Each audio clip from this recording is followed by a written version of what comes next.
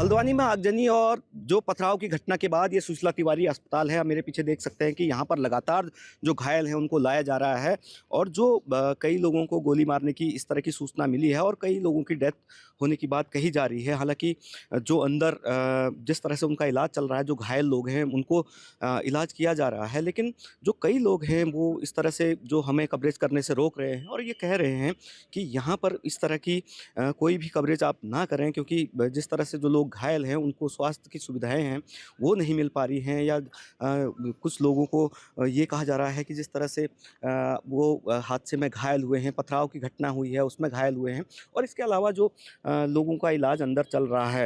हालांकि सरकार की ओर से लगातार ये प्रयास किया जा रहा है कि हालातों को किसी तरीके से ठीक किया जाए, वहाँ पर शांति व्यवस्थाएं कर दी जाए, लेकिन हल्द्वानी में जो माहौल है वो फिलहाल काफ़ी गर्मा गर्म है और सरकार प्रयास ये कर रही है कि इन सारे हालातों को ठीक कर दिया जाए।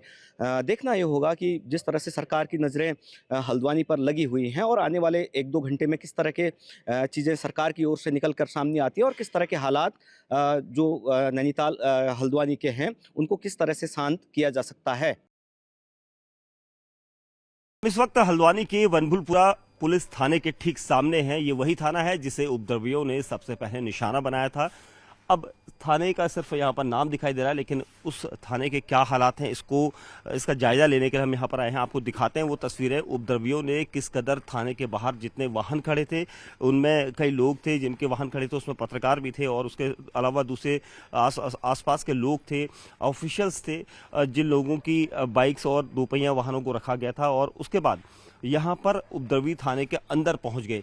जो तस्वीरें थी वो काफ़ी खतरनाक है, खौफनाक है, क्योंकि अचानक कोई मॉब इस तरह से आगजनी नहीं करता है। यानी पूरा प्लान था, कहीं ना कहीं कुछ ऐसा प्लान पहले तय किया गया था कि अगर भीड़ बढ़ेगी तो भीड़ आगजनी कैसे करेगी, क्योंकि यहाँ पर कई तरीके से लोग उपद्रव करते करते थाने के पास आए और थाने का क्या हाल किया आप देखिए। पुलिस एक डर पैदा करती है, लेकिन यहाँ पर उपद्रवियों के दिमाग में कोई डर पुलिस का नहीं था, जिसके बाद यहाँ पर थाने की स्थिति को देखकर आप अंदाजा लगा सकते हैं। जो थाना बनभूलपुरा इलाके के लोगों की सुरक्षा के लिए था, उस थाने को बनभूलपुरा के रहने वाले लोगों ने कैसे तहस नहस किया। ये यहाँ पर जो यहाँ के थानाध्यक्ष हैं नीरज भाकुनी, ये उनकी जो नेम प्लेट है ये इस तरह से गिरी है। ये उनका पूरा रूम है, आप देख सकते हैं। यहाँ से अंदर जाने की जगह नहीं है क्योंकि दरवाज़ा काफ़ी तोड़-फोड़ यहाँ पर किया हुआ। देखिए अंदर जो यहाँ पर इंचार्ज हैं उनका रूम कैसा कर दिया है, तोड़-फोड़ करके आग के हवाले किया गया। और ये एक नहीं बल्कि हज़ारों की संख्या में भीड़ आई थी और उस भीड़ ने जो मिला थाने के अंदर की वो सारी चीज़ें, वो सारे सबूत यहाँ पर नष्ट करने की कोशिश की। और ये पूरे थाने की स्थिति देखिए। ये वनभूलपुरा पुलिस थाना है, हल्द्वानी का सबसे संवेदनशील थाना माना जाता है। और ये देखिए स्थिति, ये बिल्कुल पहला यहाँ पर जहाँ पर कंप्लेंट दी जाती है उस रूम का हाल देखिए। अंदर जो यहाँ पर आपको तस्वीरें दिखाई देंगी क्योंकि ये रिसेप्शन है, कंट्रोल रूम भी यहीं पर है। और ये सारी चीज़ें मैं इसलिए दिखा रहा हूँ क्योंकि आपको जानना जरूरी है कि आखिर ऐसे क्या हालात बने थे। पूरा आपको यहाँ पर ये पूरा कांच बिखेरा हुआ है। देखिए एक कांच नहीं बल्कि ऐसे कई दर्जनों जो शीशे लगे थे सारे तोड़ दिए गए उन उपद्रवियों के द्वारा, क्योंकि भीड़ को निशाना बनाना था वनभूलपुरा थाने को। और थाने को इसलिए क्योंकि स्थानीय थाने ने जो निगम था और जो प्रशासन के अधिकारी थे उनको सुरक्षा मुहैया कराई थी, क्योंकि जब भी किसी अवैध निर्माण को तोड़ने के लिए जाया जाता है या प्रशासन कार्रवाई करता है तो उस दौरान पुलिस की सुरक्षा व्यवस्था सबसे पहले की जाती है। ये कंट्रोल रूम, ये यहाँ पर जो दीवान जी के बैठने का यहाँ पर रिकॉर्ड रूम है। देखिए रिकॉर्ड रूम बच गया ये कह सकते हैं, क्योंकि ये रिकॉर्ड रूम शायद बंद करने की कोशिश की गई होगी और इसलिए ये रिकॉर्ड रूम बच गया, वरना सारा रिकॉर्ड यहाँ पर जल जाता। लेकिन जो स्थिति थी थाने की वो काफ़ी खतरनाक थी। देखिए ये पूरा थाना यहाँ पर निशाने पर लिया गया था। इसका मतलब साफ था कि वो इस थाने को प्लान करके तहस नहस करना चाहते थे और इसीलिए वनभूलपुरा थाने के अंदर सभी उपद्रवी पहुँचे थे, दहशतगर्द पहुँचे थे और उन्होंने यहाँ कोशिश की थी कि पूरा नुकसान किया जाए। और पुलिसकर्मियों को तकरीबन 100 से ज़्यादा ऐसे पुलिसकर्मी जो गंभीर रूप से चोटिल हुए हैं, पथराव के जरिए हुए हैं या फिर दूसरी चीज़ों से। लेकिन जो यहाँ पर तस्वीरें हैं वो काफ़ी कुछ बयां कर रही हैं, क्योंकि जो स्थिति है, अब यहाँ पर जो उत्तराखंड पुलिस है, उनके जवान हैं, पीएसी के जवान हैं, क्योंकि इलाके में कर्फ्यू है, लेकिन सन्नाटा पसरा है उस बनभूलपुरा पुलिस थाने में, जहां पर स्थिति इस वक्त काफी खतरनाक है।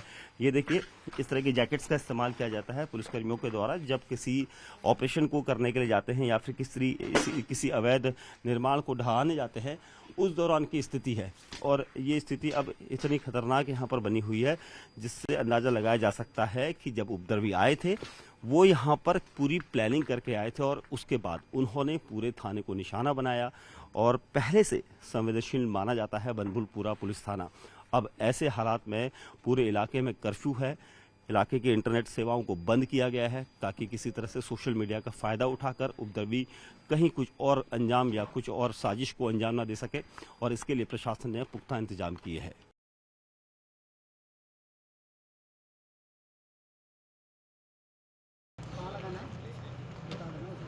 थोड़ा सा टॉर्च लगा दो। हाँ,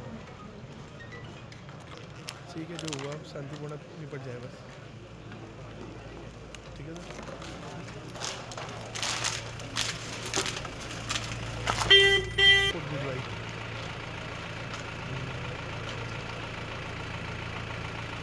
ये है सर, एक वो पीछे रहो।